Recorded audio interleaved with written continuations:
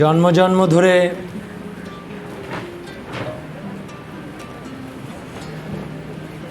নিজেকে ভালো করবার চেষ্টায় অনবরত আছি। কত রকমভাবে ভালো করা যায়,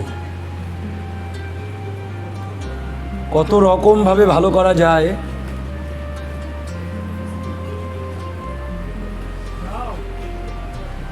সেটা কি যার যত চৈতন্য শক্তি বৃদ্ধি পেয়েছে সে তত ভালো হওয়ার চেষ্টা করেছে জন্ম জন্ম ধরে।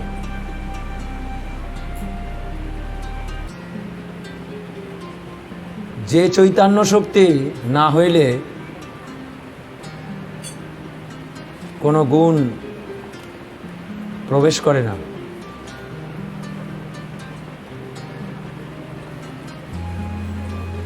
একটি গান গুরুদেব রচনা করেছেন,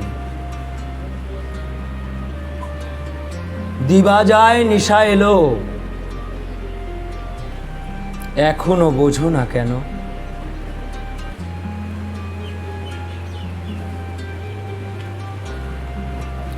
দিবা যায় নিশা এলো এখনো বোঝো না কেন। কত কার্য রাজ্যময় বারে করো দর্শন। প্রতিদিন এক একটা দিন চলে যাচ্ছে, আবার আর যার চৈতন্য শক্তি অধিক বৃদ্ধি পেয়েছে, যে জন্ম জন্ম ধরে বুঝতে পারে যে আমার কি হয়েছে, তারও ওই দিবা যায়,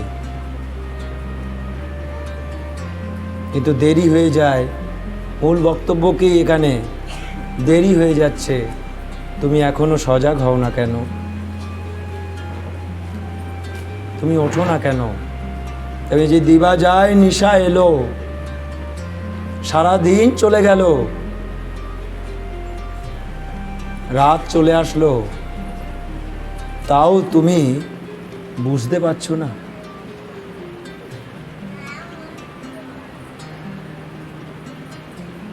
দিবা যায় নিশা এলো এখনো বোঝে না, সত্য ধর্মে সাকার উপাসনা নাই।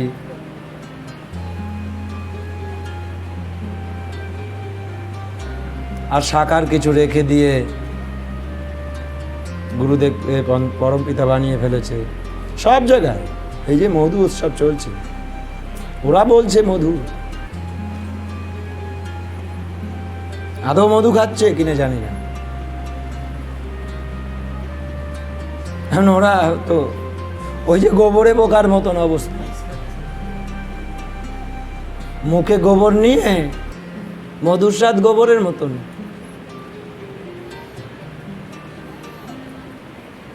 দিবা যায় নিশা এলো এখনো বোঝে না। একজন এসেছে বলছে, আবার কিছু কিছু ভিতরে ভিতরে ভেতরে ভেতরে তারা মনে হচ্ছে ঠিক, মনে হচ্ছে ঠিক না, মনে হচ্ছে ঠিক। তার জন্যে সবার প্রণব বড় হয়েছে, সবার পেছনে প্রণব বড় হয়েছে। এখন গুরুদেবের পেছনে তো, তাই বলছি পেছনে। এখন পেছন বললে আবার ভুল বুঝো না। আরে আমি তো বললাম না, আমি চাকর, আমার কথাবার্তাও তো সেই রকম।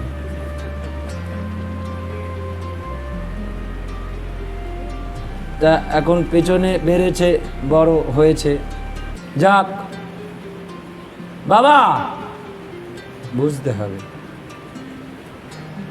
বাবা, আজকে না বোঝো কালকে বুঝতে হবে বাবা, বুঝতে হবে গুরুদেবের ছবিটা এটাই সঠিক বাবা, তোমাদের এটাই ব্যবহার করতে হচ্ছে বাবা। আমি এসছি,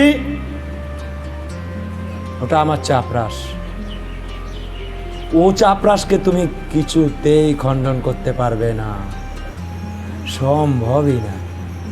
এ চাপরাস পূর্বজন্মের আমাকে তৈরি করে তারপর পাঠিয়েছে।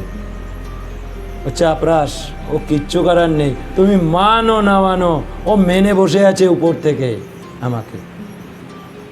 তোমরা মানো বা নাই মানো, এ বিশ্ব সকলই আমি, আমারই ধন হে তুমি, তোমার মঙ্গলচরণের উপরে আছি সদা আমি। অ্যাডভার্টাইজ।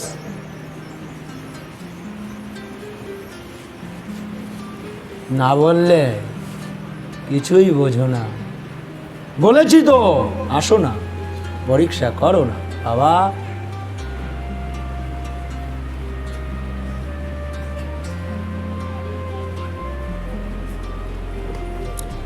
কত কার্য রাজ্যময়, বারে করো দর্শন।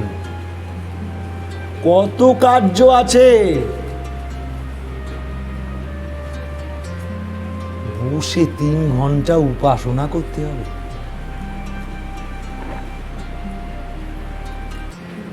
উপাসনা বললে, উপাসনা করার কথা বললে রাগ হয়, বিরক্তি প্রকাশ করে। আবার তারা বলে,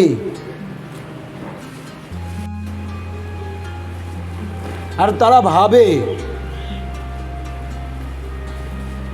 একটা বোধহয় অট্টালিকা সাজালে, একটা বোধহয় কিছু একটা করলে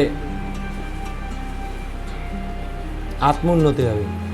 কোনো জায়গায় আছে, আমাকে একটু দেখাক। এরকম কোনো জায়গায় যদি কোনো লেখনী থাকে, আমাকে একটু দেখাক যে অট্টালিকা বানালে, একটা ইট কাঠ পাথর দিয়ে একটা বানালাম, তাতে তোমার আধ্যাত্মিক উন্নতি হবে, এরকম কোনো জায়গায় লেখা আছে সত্যধর্মে?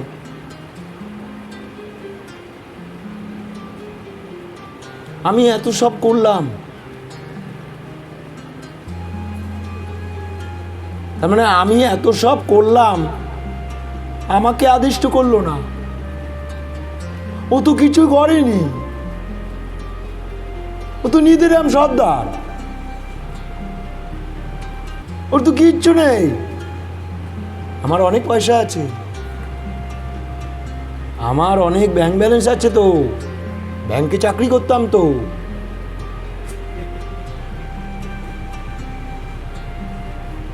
আমার অনেক কিছু আছে, আমি অনেক সর্বনাশ করতে পারি তো, কোন দিক দিয়ে জানি না তো।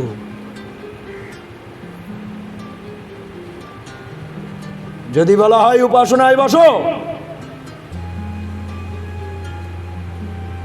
কিচ্ছু লাগবে না, বেশি না। তোমাকে বললাম 8 ঘন্টা উপাসনা করো, সব টের পাবে, সব টের পাবে। কিচ্ছু দরকার নেই, কিচ্ছু না। আমাকে বসাবো না আমি, আমাদের এখানের আমার শিষ্য যে কোনো একজনকে আমি বসিয়ে দেবো, কর তার সঙ্গে উপাসনা করে দেখা, বসিয়ে দেব।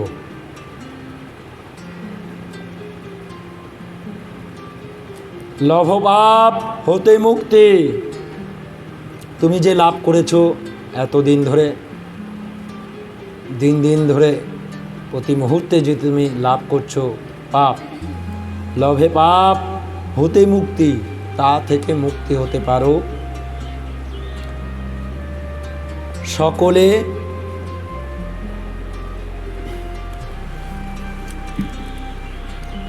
সকলে শোনাও শক্তি। তুমি যে প্রতিটি মুহূর্তে ওই যখন তুমি পাপ হতে মুক্ত হবে, এই যে পাপ হতে যখন মুক্ত হবে, তাহলে তারপরে যে তোমার সুখ, তার থেকে যে সুখ অনুভব হবে তোমার, সেটাকে, সেই সুখে যে তোমার মুক্তি হতে পারে,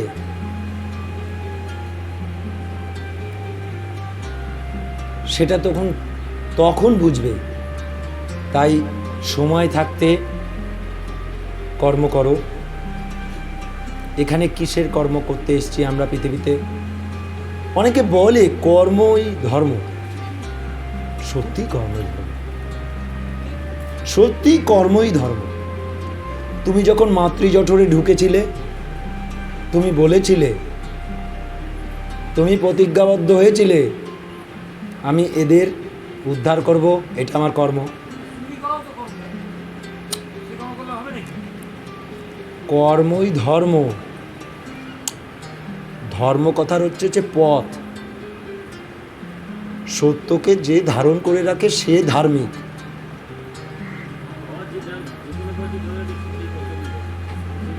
সে ধর্ম কথার অর্থ হচ্ছে পথ। সত্যকে যে ধারণ করে রাখতে পারে সেই হচ্ছে ধার্মিক।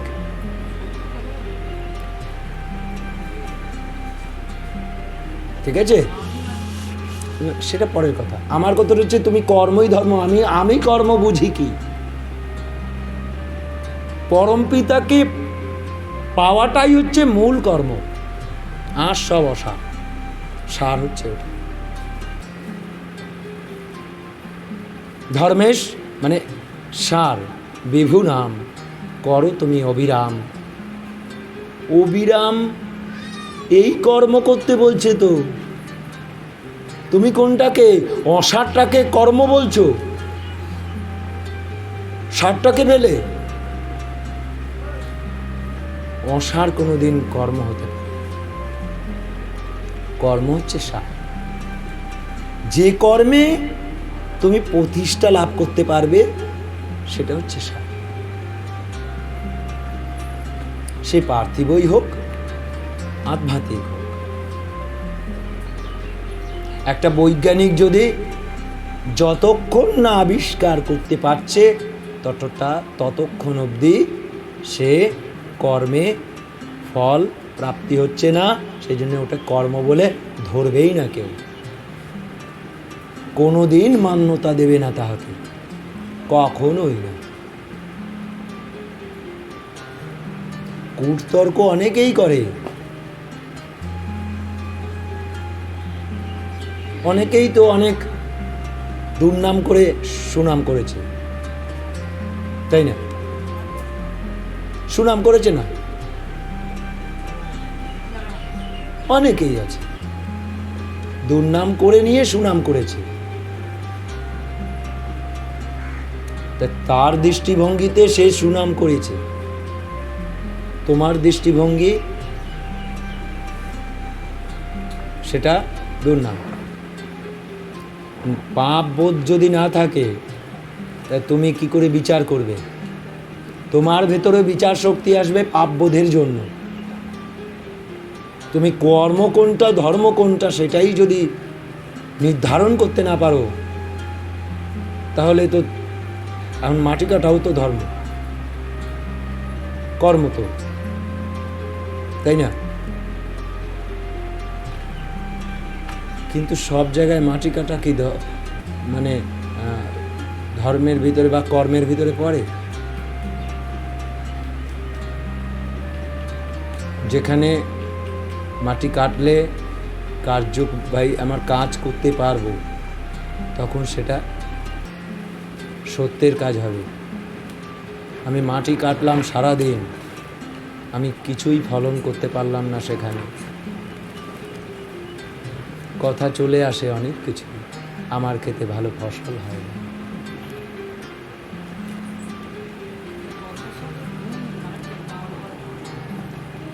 লভপাপ হতে মুক্তি সকলে।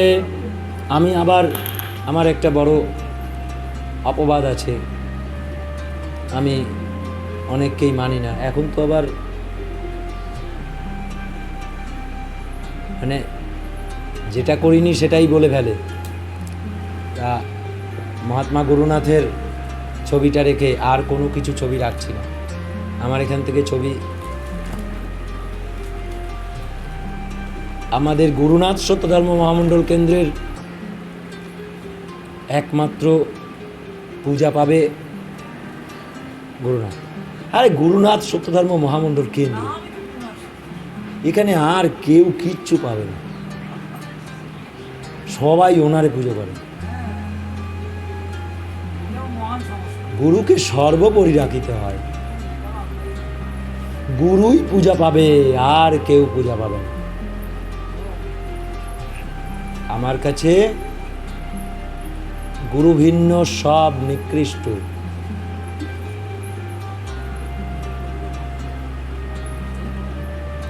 সেজন্য কে কি বলছে আমার কোনো আসে যায় না।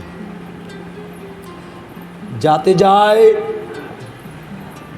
যাতে পায় তারা মুক্তি, সে ভক্তি করো বর্ধন, বাড়াও।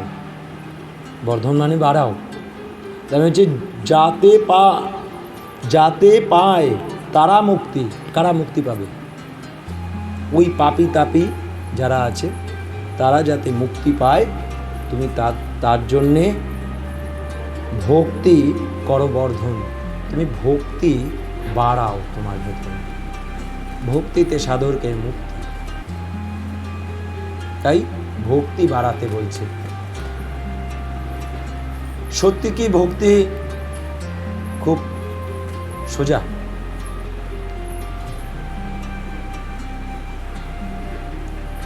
বহু একত্বপ্রাপ্ত সাধক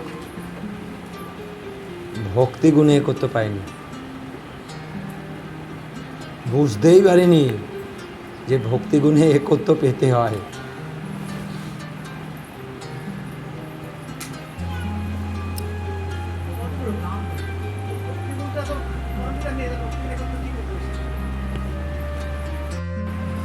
এই ভালো প্রশ্ন। ভক্তিগুণ পরমপিতার কাছে নেই, কেন না? ভালো করে বুঝে দেবে। পরমপিতার কাছে কেন নেই তুমি জানো? আচ্ছা, পরমপিতার কাছে ভক্তিগুণটি কেন নেই? তিনি কোমল। তিনি কোমলও না, কঠোরও না, ঠিক আছে? তিনি অসীম। ভক্তি প্রেমের সীমাবদ্ধ ভাব। ভক্তি সীমা আছে, প্রেমের যে সীমা আছে না, তাহলে ভক্তি, তাহলে তার কাছে কোনো সীমা আছে? যদি সীমা থাকতো তাহলে তাকে সে ভক্তি দিতে পারত। যার আছে সে তো দেবে, যার নাই সে দেবে কোথা থেকে? তার ইচ্ছা শক্তি দিয়ে রেখেছে তোমরা ইচ্ছা শক্তি। এই ইচ্ছা শক্তি প্রকারান্তরে ভক্তি। যখনই ওখান থেকে বিচ্যুত হয়ে গেল, ইচ্ছা শক্তি বিচ্যুত হইল, তাহার সঙ্গে সম্পর্ক হইয়া সৃষ্টি জগৎ হইল। বুঝতে পেরেছ? তাঁর ইচ্ছার সহিত সম্পর্ক হইয়া তাহা হইতে ইচ্ছা শক্তি উৎপন্ন হইল। ইচ্ছা শক্তির সহিত সম্পর্ক হইয়া এই সৃষ্টি জগৎ রচিত হইল। পড়েছ? আচ্ছা, তাহলে ইচ্ছা শক্তি ভক্তির একটি অংশ। তোমার ইচ্ছা হলে তুমি ভক্তি পারবে করতে। প্রথম ইচ্ছা শক্তি, তাই না? তোমার যে ইচ্ছা করবে না কোনো দিন, তা তুমি বলতে পারো না। আজকে ইচ্ছা করছে না, কিন্তু কালকে ইচ্ছা করবে। পাওয়ার ইচ্ছা তোমার হবেই হবে।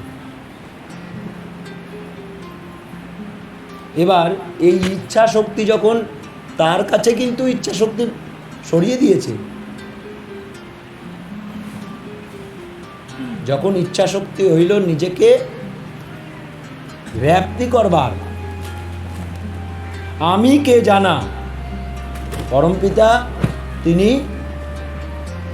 তিনি নিজেকে ব্যাপ্তি করছে। এই ব্যাপ্তিরই একটি অংশ সৃষ্টি জগৎ। তাহলে যখন ব্যাপ্তি করা শুরু করলো মানেই তার ভেতরে নানান ঘাত প্রতিঘাত হওয়া শুরু হলো। একটা কিছু বাড়লে তো সেটা বলে যায়, তো ক্রমশ এককভাবে থাকে না তো, তখন এককভাবে ছিল, যখন এটাকে পৃথক করলো তখন এটাকে বাড়ে, তো বাড়লে তার ক্রিয়া পরিবর্তন হচ্ছে। এই ক্রিয়া পরিবর্তনের জন্য এটা তার কাছে ক্রিয়া পরিবর্তনের কিছু আসে যায় না, তার ক্রিয়ার কোনো পরিবর্তন নেই, তিনি সমানভাবে দেখেন। ঠিক আছে, এবার আমার কি, আমি তো সীমার ভেতরে, আমাকে বেঁধে রাখা, আমি সীমার থেকে আমি কখনো অসীম হতে পারবো না, এটা সম্ভবই না, আমি সীমার ভেতরেই থাকবো। তাহলে এই সীমার ভেতরে থেকে সীমাকে জানা, বুঝতে পেরেছো না বোঝনি? সীমার ভেতরে থেকে সীমাকে জানা ভক্তি, ওটাই পরমপিতাকে জানা। কেননা সৃষ্টিকে পুরোপুরি জানাটাই ভক্তি। অসীমকে ওভাবে ভক্তি করতে পারবে না, সীমাকে ভক্তি করতে পারবে। এই সৃষ্টিটাও অসীম, কিন্তু এই সৃষ্টিটাও কিন্তু অসীম, এই সৃষ্টির কিন্তু সীমা আছে, আমরা যতক্ষণ দেখি ততক্ষণ সীমা, কিন্তু পরমপিতাতে যতক্ষণ দেখি ততক্ষণ অসীম। এই সীমা যতক্ষণ আছে আমি ততক্ষণ ভক্তি করতেই যেতেই হবে। কিন্তু পরমপিতাকে যখনই ভক্তি করতে যাব, তার মানে পরমপিতাকে ভক্তি করছি মানে সীমার ভিতরে ভক্তি করছি, অসীমে ভক্তি করতে পারছি না। অসীমে তো তিনি অসীম। এখন কোনটা পৃথক, কোনটা? এটা তো গুরুদেব খুব সুন্দরভাবে বলে দিয়ে গেছে। কেন পরমপিতাকে ভক্তি করা অসীম, তার কাছ থেকে ভক্তি চাওয়া যায় না, কেন মিশ্র তো, অনেকগুলো গুণ মিশ্র হয়ে একটা গুণের সৃষ্টি হয়েছে।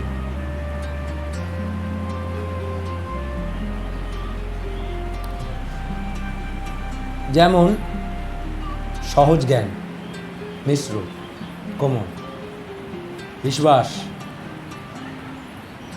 নির্ভরতা, এই যে গুণগুলো, এই গুণগুলো হচ্ছে মিশ্র কোমল।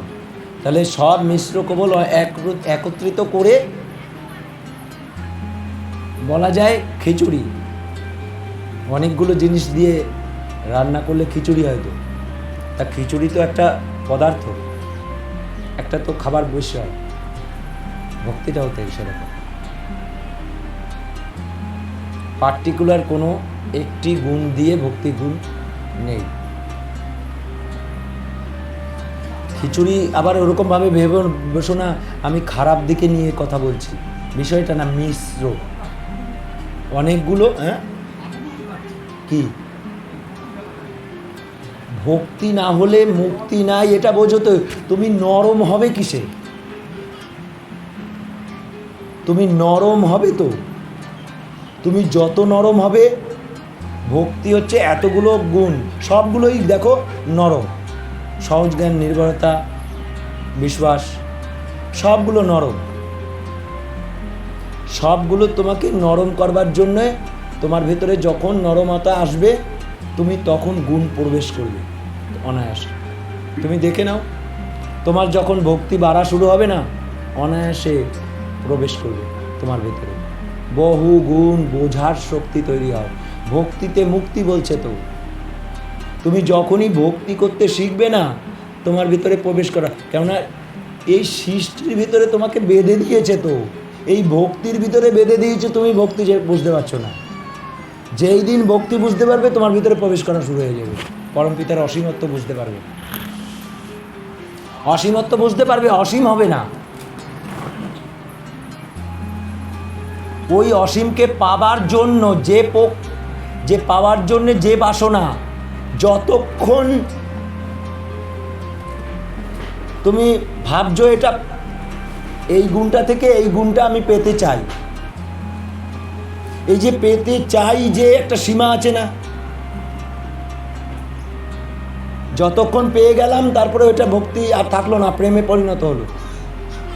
তাহলে এইটা আমার ক্রমশ বাড়তে থাকবে তো, যত পাই তত আরও যাচি, তাহলে আমার ভক্তি কি কমছে? আমি কিন্তু এহেনও একটা কথা বলেছি, গুরুর প্রতিও ভক্তি কমে না। আরে একটা গুণে গুরুর প্রতি, ব্যাপার তো একই। একটা গুণে গুরুদেব করুণা গুণে একত্ব লাভ করেছে, আমি করুণা গুণে একত্ব লাভ যদি করি তাহলে গুরু আমার সঙ্গে সমান হয়ে গেল, আমার ভক্তি থাকবে না করুণা গুণে গুরুদেব প্রতি। কেননা আমার বন্ধু তিনি, সখা, তিনি সমান আমি সমান, এখানে কোনো ভেদ নেই, এখানে ভক্তির বিষয়ই নেই। সত্যের কাছে গুরু যেমন আমি তেমন, সত্যের কাছে আমি গুরু সমান, সমান মানে অভেদ।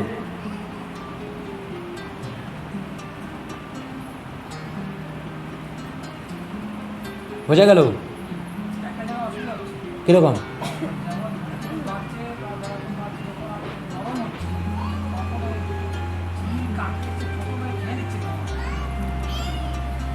পরীক্ষা অবশ্যই অবশ্যই। দেখো, পরীক্ষা তো হবে, তুমি পড়াশোনা করলেই পরীক্ষা হবে, পড়াশোনা যারা না করে তাদের পরীক্ষা হয় না, কখনোই হবে না। যারা পড়াশোনা করে তাদেরই পরীক্ষা হয়, বারবার পরীক্ষা হবে। তুমি পড়াশোনা করলে পরীক্ষা দিলে না,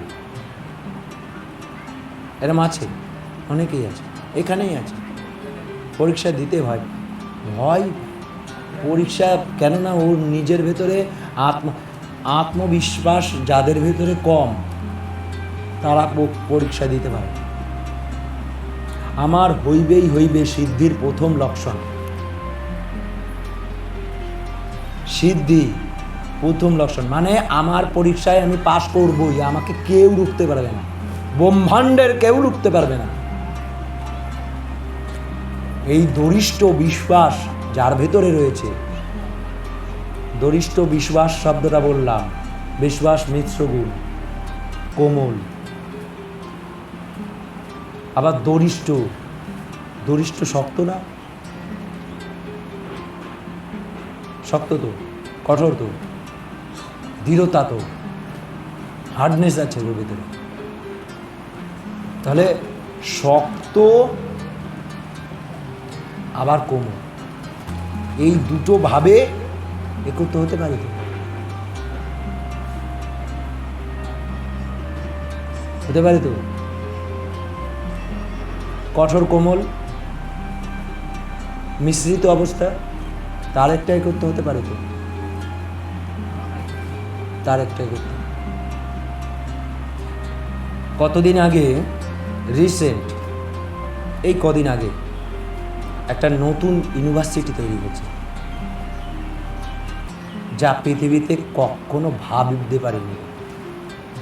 এই কিছুদিন আগে প্রধানমন্ত্রী উদ্বোধন করলেন।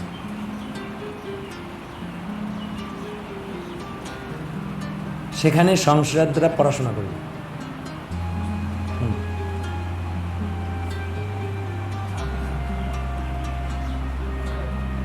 ইন্টারন্যাশনাল যে কূটনীতিক হয় তার কোনো ইউনিভার্সিটি আছে, হয়েছে?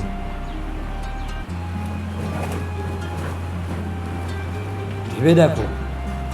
তাহলে মানুষের বিকাশের সাথে সাথে তো নতুন নতুন চিন্তা ভাবনা আসে, উন্নত হচ্ছে তো, তাহলে বিষয়টা তো নতুন, এইটা একটা দুটো মিশিয়ে নিয়ে আর একটা নতুন একটা রূপ দেবে তো, সেই রূপকে তোমার দর্শন করতে হবে তো। তাহলে এবার আমি আলাদাভাবে, আমি যত একটা সোজা প্রসেস, আমি কিন্তু সোজাভাবেই বলেছি, গুরু যতগুলো গুণে উন্নত, তুমি কি ততগুলো উন্নত? আচ্ছা, তিনি ক্রমশ পরমপিতাকে লাভ করে যাচ্ছে, ঠিক আছে? গুরুর প্রতি তুমি গুরুর পাঁচটা গুণে তুমি একত্ব লাভ করলে। গুরুর ভিতরে যে গুণগুলো আছে তুমি বেছে বেছে দেখলে এই গুণে আমি গুরুকে ভক্তি করব। ভক্তি করলে প্রেমে পরিণত হলে ওই 5টা গুণ পেয়ে গেলে। তুমি এই 5টা গুণ করতে করতে তার 30টা গুণ এগিয়ে গেছে।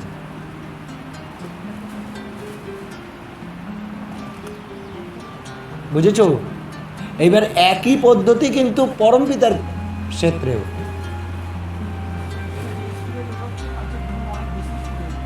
এগোচ্ছে। এইবার তুমি ধরতে ধরতে তোমার অনেকটা সময় লেগে যাচ্ছে, ঠিক আছে? তুমি পরে শুরু করেছো তো না, পরমপিতার এগোনোর ব্যাপারই নেই তো।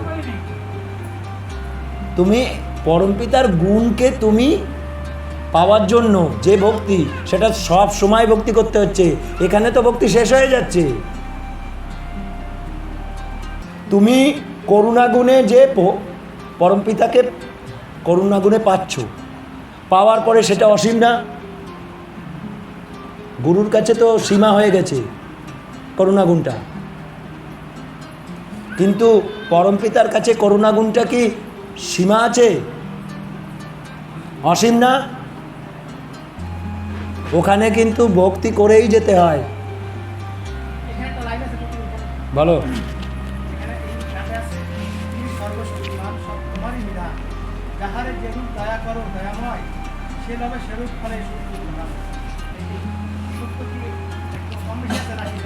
মানে বুঝলাম না, কম বেশি?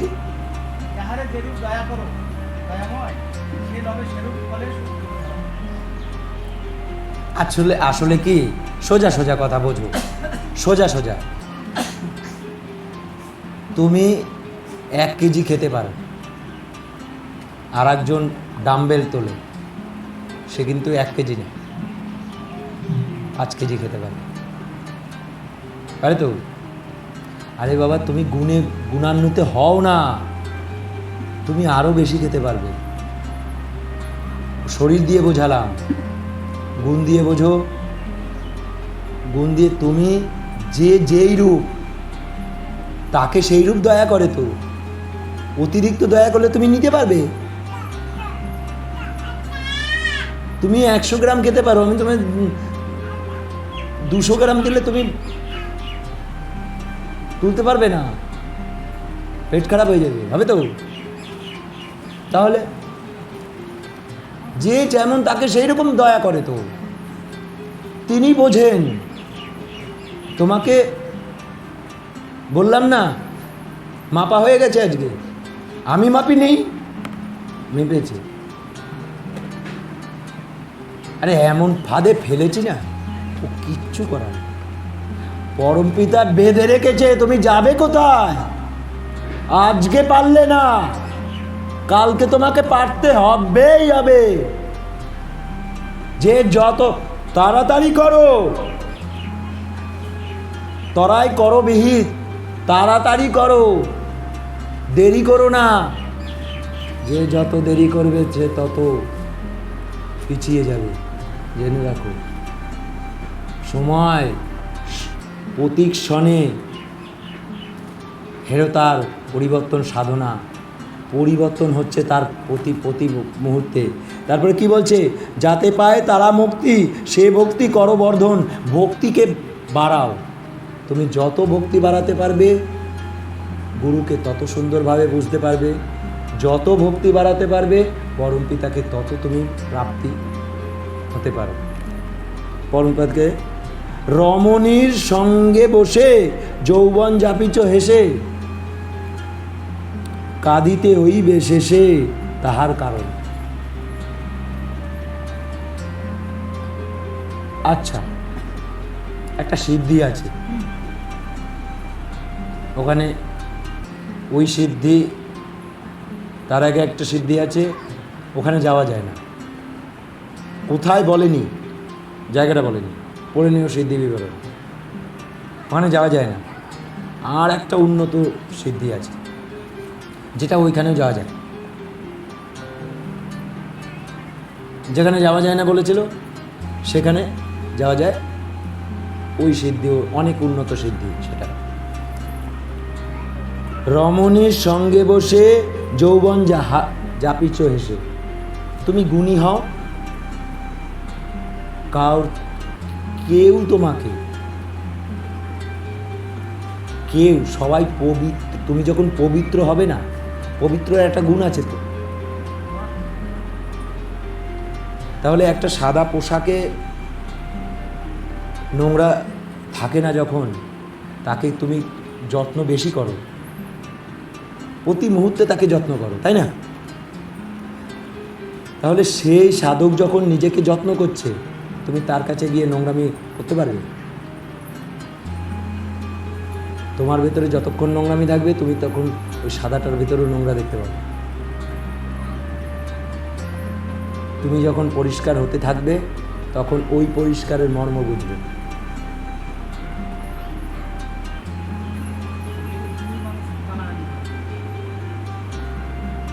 এইবার কি বলছে? রমণীর সঙ্গে বসে যৌবন জাপিছ হেসে কাঁদিতে হইবে। জেনে রাখো, এ একদম চিরসত্য কথা। তুমি যাকে নিয়ে খেলা করছো, সেই তোমাকে কাঁদাবে। এই রমণীর জন্য তুমি সর্বনাশ হয়ে যাবে।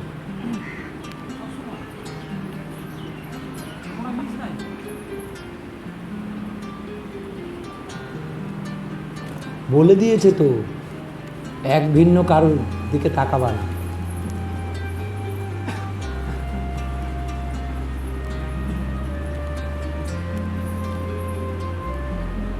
এখানে কি বলেছে? যৌবনের কথা বলেছে। বিবাহ হয়ে গেলে তো যৌবন আর থাকলো না। বিবাহ হয়ে গেলে যৌবন থাকে? তোমরা কোন যৌবনের কথা বলছো? বীর্য ধারণ করে রাখা যায়? প্রকৃত প্রেম কয়জন করে? সে তো বীর্য ফেলে না। তাহলে যদি না ফেলে, এর সঙ্গে মিল, একই মিল। বীর্য ধরে রাখতে পারলে পরমপিতার দর্শন লাভ হয়। বলেছে না একটা গানে? পঞ্চম গানে বলেছে না? 5 নম্বর গানে বলেছে তো, সত্যধর্ম মহাগিরি করো করো আরোহণ, পাপ তাপ মুক্ত হবে তেলিতে তুমি তখন। পুতিগন্ধ কামকলা তীব্রগন্ধ গপজলা, জ্বালাবে না কবু তথা সুখের হবে অনুষ্ঠান। বলেছে না? নিরাশিস হাসিবিষ না উগারিত তথা বিষ, সুখের হবে দিবানিস সদানন্দ নিময়। কল্পনা অতীত কত হেরিবে শত শত,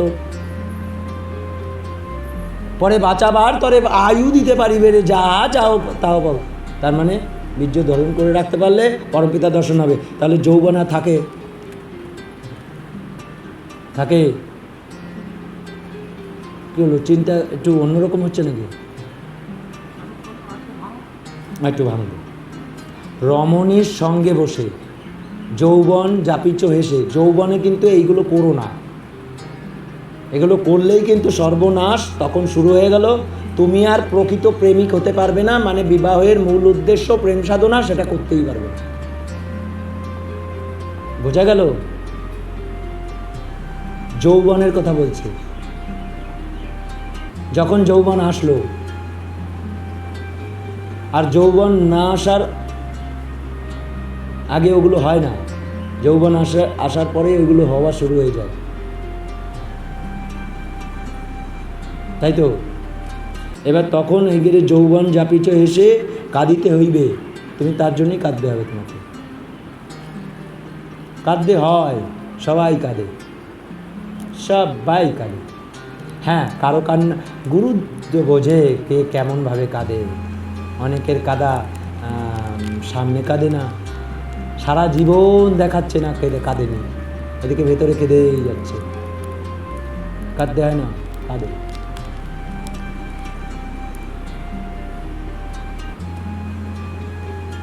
তারপরে কি বলছে? কাঁদিতে হইবে শেষে তাহার কারণ, কৃতার্থ না করব অর্থে, ছাড়িলে সে পরমার্থে, জীবন যাইবে ব্যর্থে, সতর্ক হও এখন। তুমি সতর্ক হও, তোমার ব্যর্থে যাবে জীবন। এই পুরো জীবনটাই নষ্ট। জীবন কিন্তু এত সুন্দর মধুময় জীবন, জীবনকে প্রতি মুহূর্তে নষ্ট করা হচ্ছে। শুনতে পাচ্ছি?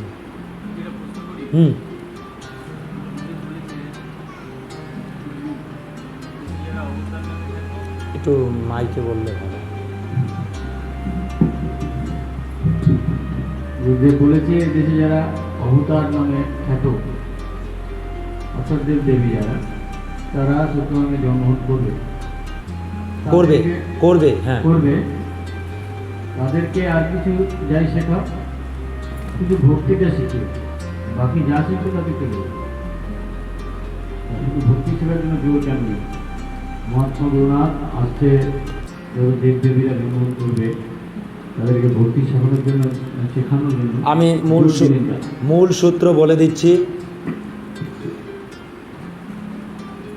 ভক্তি তারা করতে পারেনি বলে সত্য ধর্ম লাভ করতে পারেনি, কেননা পরলোকে ভক্তিগুণটি নেই। ইহলোকে থেকে যারা যারা উন্নতি করেছে সেটা হচ্ছে অনেক কঠোর পরিশ্রম করেছে, তারা উন্নতি লাভ করেছে। যেমন যীশু খ্রিস্ট অতি কঠোর সাধনা করেছে, অতি কঠোর। তোমরা সত্য ধর্মে তো হাসতে হাসতে খেলতে তোমরা সাধনা করছো, কিন্তু তখন কিন্তু এত না, তখন কিন্তু অনেক কঠোর পরিশ্রম করতে হয়েছে, অনেক কঠোর পরিশ্রম করতে হয়েছে, কিন্তু ভাঙাচোরা অবস্থায়।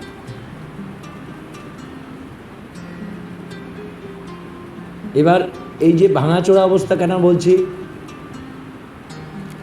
কেহ কেহ ভাঙাচোরা একটা উপমা দেই তোমাদের। মহাত্মা চৈতন্য প্রথম কৃষ্ণকে পরমপিতা রূপ দেখেই সাধনা করেছে, ঠিক আছে, কিন্তু সত্য কি বলছে, নরকে যাবে। এই নরক কি? পবিত্র হতে পারছে না, বুঝতে পারছো? ভক্তি হচ্ছে না, প্রকৃত ভক্তি তার ভেতরে হয়নি, তাই ভক্তি করতে হচ্ছে তাকে। এ করতে পেয়েছে বলছে। দেখো আর একজন সাধকের কথা বলছি, নারদ, মহাত্মা নারদ। তিনি কঠোর পরিশ্রম করে পরমপিতাকে লব্ধ করেছে, তারপরে বলছে কুযোগী। পরমপিতা দৈবর বাণী হচ্ছে, তোমার মতন কুযোগী নিত্য ব্রহ্ম দর্শন সম্ভব না। তার মানে ভক্তিতে ব্যাঘাত আছে। তুমি প্রকৃত ঠিক আছে, তোমার একাগ্রতার জন্য তুমি এত কঠোরভাবে কার্য করেছো, তুমি আমার একবার মাত্র দর্শন পেলে। নিত্য দর্শনের জন্য, ওই যে নিত্য ব্রহ্ম দর্শনের জন্য, নিত্য ব্রহ্ম দর্শন কয়জনার হয়েছে? কয়জনার? নিত্য ব্রহ্ম দর্শন যাদের যাদের নিত্য ব্রহ্ম দর্শন না হয়েছে, আরে নিত্য ব্রহ্ম দর্শন হওয়ার পরেও কোনো সাধক, কোনো একজন সাধক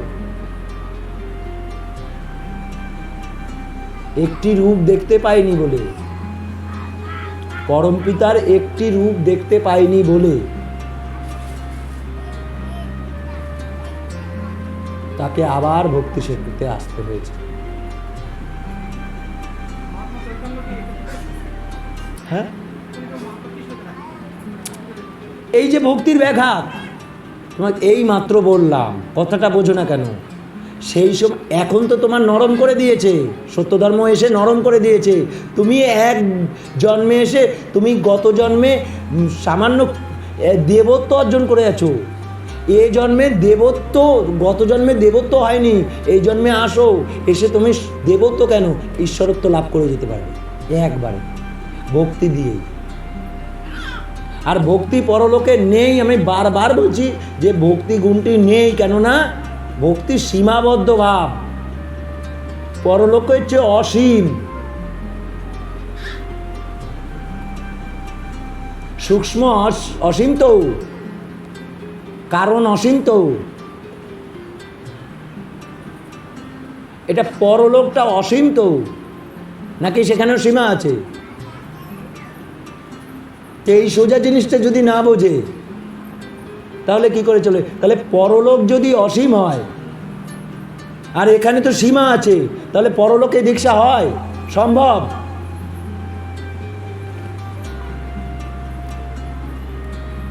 তাহলে আমি ওর ভেতর দিয়ে বাই চান্স অনেক কঠোর পরিশ্রমের পরে আমি একটা কিছু লব্ধ করেছি, কিন্তু প্রকৃত ভক্তি আমি শিখতে পারিনি।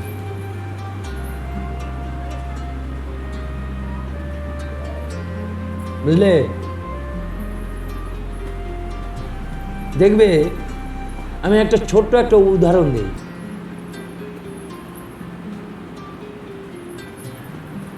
এই যে খেলার জগৎ আছে না, ক্রিকেট খেলার জগৎ, সবাই কি তেন্ডুলকর? দুদিন এসে একদম ছক্কা বক্কা মারলো, মেরে দিয়ে একদম পরক্ষণে পরের খেলায় কিচ্ছু হলো না, আর টিম থেকে বাদও হয়ে গেল হয়তো। আর ও কিন্তু ভক্তি করতে পেরেছে, ওই খেলাটাকে কিন্তু ভক্তির জায়গায় নিয়ে গেছে। ও কিন্তু শ্রদ্ধা ভক্তি করে, ও তাই ওই রকম জায়গায় গেছে। বোঝা গেল?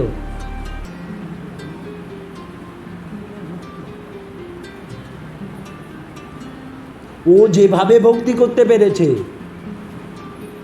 ওই 2-1 অন্যান্য জন্মে যে 2-1 একত্র পেয়েছে, ওই রকম ওই ক্রিকেটের সামান্য 2-1 ছক্কা বক্কা মেরেছে, 100 পেয়েছে, তারপরে আর দেখা গেল 0, আর কিছুই হয় না, চান্সই পায় না। ব্যাপারটা একই। যদিও মানে এইগুলো দিয়ে উদাহরণ দেওয়াটা কেমন। আরে গুরুদেব কাপড় লহ শুকাইয়ে বলেছে, আর আমিও এইটুকুনি উদাহরণ দিতে পারবো না। নইলে শীতের দিনে ভিজে কাপড়ে বড়ই জ্বলবে জলাশয়ে, চাই শিশুকাল থেকেই সাধক সাধিকা তৈরি করো, তাই কাপড় লহ শুকাইয়ে।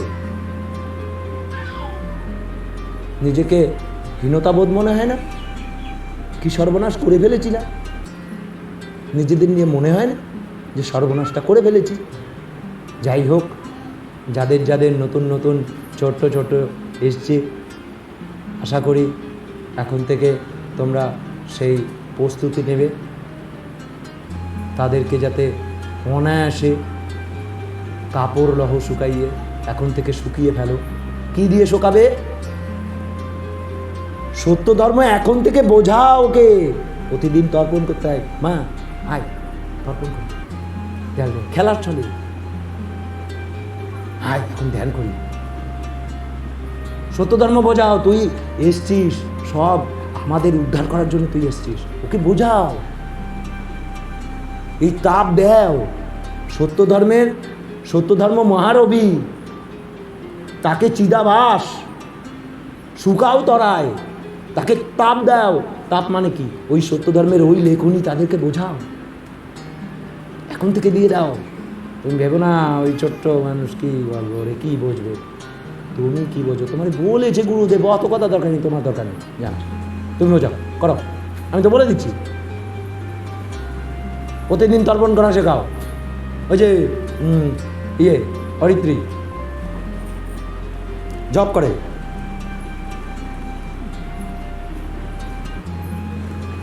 বললেই শুরু করে জব করা শুরু করে। হ্যাঁ, উলু দিতে বললে উলু দিতে থাকে, শঙ্খ ঘুমাতে থাকে। ও কি পূর্বজন্মে কিছু করে নাই? কুড়ি দিয়ে আবার ঢুকেছে তো। এখন যদি ওদের না শুকায় এখন তাড়াতাড়ি সত্য ধর্মের সমস্ত কথাগুলো বলে, এখন যদি বাবা পাখি ওখানে এসছে, এসব গল্প করে লাভ নেই। ওর সঙ্গে ওর সময় নষ্ট করবে না, ওকে তাপ দাও, সত্য ধর্মের লেখাগুলো ওকে বোঝাও। এখন থেকে দিন রাতে 24 ঘন্টা সত্য ধর্মের ওকে বোঝাও, তাপ দিয়ে ওকে তৈরি করো। দেখো অনায়াসে ও সাধক সাধিকা তৈরি হবে। তোমার কিচ্ছু পরিশ্রম করতে হবে না। তুমি দেখবে ও তোমাকে উদ্ধার করার জন্য ও এসছে। তুমি কথা দিয়ে আনোনি, ও কথা দিয়ে তোমার ভিতরে ঢুকেছে।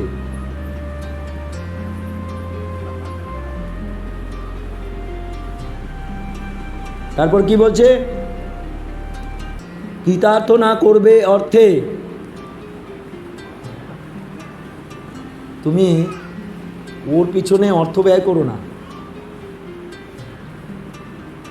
ওই যে নারীর পিছনে,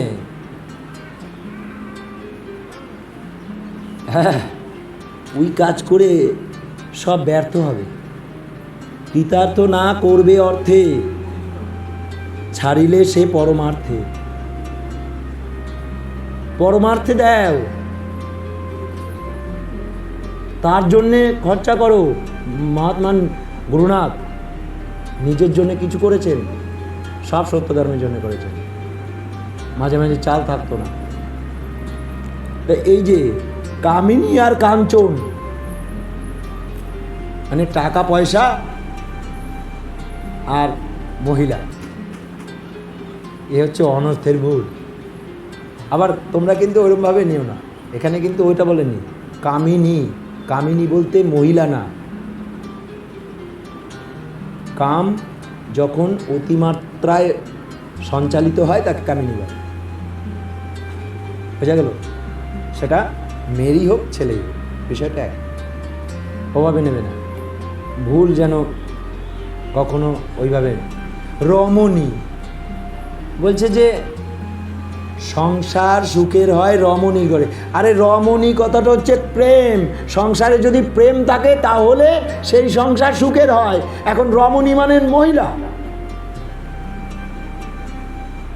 তাহলে গুরুকে পরমা ভক্তি করিবে বলছে। তা গুরু কি মহিলা নাকি?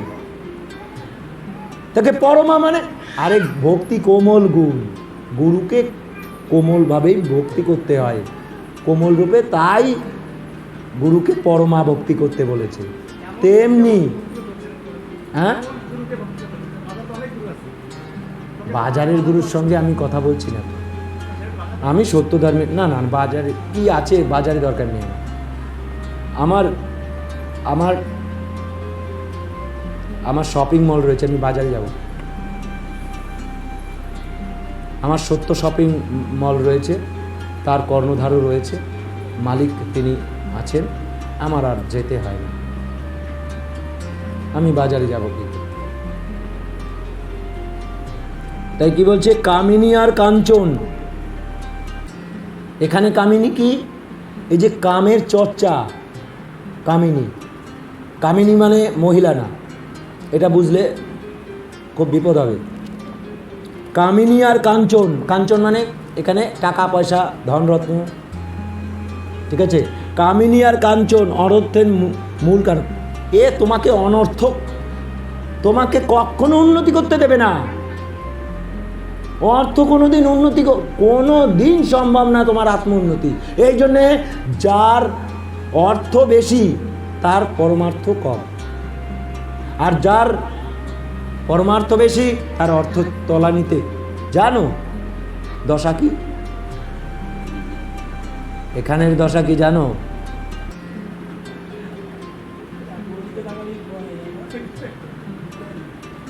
না, জিরো। আমার আয় জিরো, জীবিত থাকা যায় না। অনবরত কর্ম করে যাচ্ছি, অনবরত, আমাকে রুখতে পারিনি। পরীক্ষা, আমার চোখের উপর দিয়ে আমার কাজ হয় সত্য ধর্মে, সেই চোখের উপরে আমার পরীক্ষা হয়েছে। পরমপিতা আমাকে ছাড়বে না। দেখি তুমি কত বড়।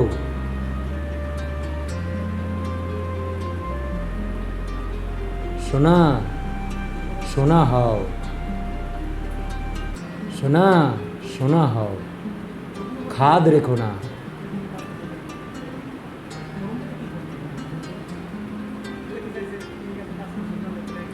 আমার কাজ বন্ধ গেছে, কাজ বন্ধ গেছে, কাজ বন্ধ করতে পেরেছে।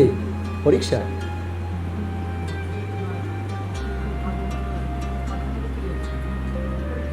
বন্ধ করতে পেরেছে। পরীক্ষা কি কেমন হয়? তুমি যাতে না পারো সেরকম তো তোমার পরীক্ষা হবে। হ্যাঁ, কি ভাবছো পরীক্ষা দেবে না? এটা হয় না তো কখনো। কোন সাধক পরীক্ষা দেয়নি? মহাত্মা গুরুনাথ পরীক্ষা দেয়নি? গুরুর নাম বলবে না, সত্যধর্ম প্রচার করবে। তুমি আমার নাম বলবে না, সত্যধর্ম প্রচার করবে। ভাবো, তোমরা ভালো আছো তো, তোমরা তো ভালো সময় এখন আছো। গুরুনাথের সময়টা চিন্তা করো তো একটুখানি।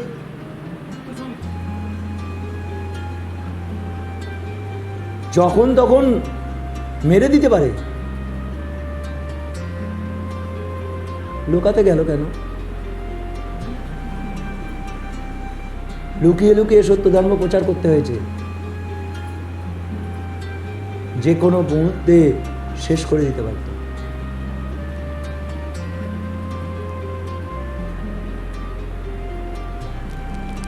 যেমন যেমন আদেশ হয়েছে তেমন তেমন কাজ করেছে। উনিও তার দাস। পরমপিতার যেমন বিধান হয়েছে তিনি তেমন করেছেন। অনর্থের মূল কারণ মনে ইহা স্থির যেন আসক্তে কি আসক্তের হয়। তুমি এটার প্রতি আসক্ত হয়েও না। এই যে এইগুলোর প্রতি যদি আসক্ত হও তাহলে তোমার সর্বনাশ। আর যদি কেউ মনে করে আমার অর্থ না হলে আমি ধর্ম করব কি করে, যদি তাই হতো আমি কিচ্ছু করতে পারতাম না। আমার কাছে কিছু ছিল, আমার কাছে কি ধন ছিল, আমার কাছে কি ধন ছিল, আমি যে দিয়ে কাজ করা শুরু করেছি সত্যধর্মের, কি ধন ছিল? ইচ্ছা শক্তি। এই ছাড়া কিছু ছিল? এই ছাড়া আমার কিছু ছিল? না না, আমার ইচ্ছা শক্তি ছাড়া আর কোনো কিছু, আমার ধন কিছু পেয়েছো? ইচ্ছাই তো ধন। পরমপিতার ইচ্ছাই আমার ইচ্ছা, সেই ইচ্ছা শক্তি হচ্ছে আমার পরম ধন, যা দিয়ে ভাঙিয়ে ভাঙিয়ে খাচ্ছি। এই যে তোমরা আছো বা আমাকে সবাই মিলে গালাগালি দিচ্ছে, এটা তো আমার প্রাপ্তি। আমি তাদেরকে নাড়াতে পেরেছি, তাদের যন্ত্রণা দিতে পেরেছি। মহাত্মা গুরুনাথ যন্ত্রণা দিতে পেরেছে, তাই তো লিখেছে কল্পিত দেবদেবী ছবি মূর্তিতে পুজো করলে নরকে যাবে, বলতে পেরেছে তো গানে। আমি লিখেছিস কত বছর আগে লিখেছে এই গানগুলো? গুরুদেব এই গানগুলো কত বছর আগে লিখেছে ভেবে দেখো তো। তখন লিখে বসে আছে উনি।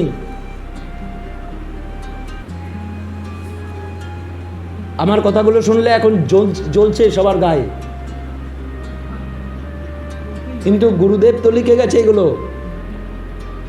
বারবার বলছে নরকে যাবে। অন্যের স্বামীর সঙ্গে শুলে যা হয়,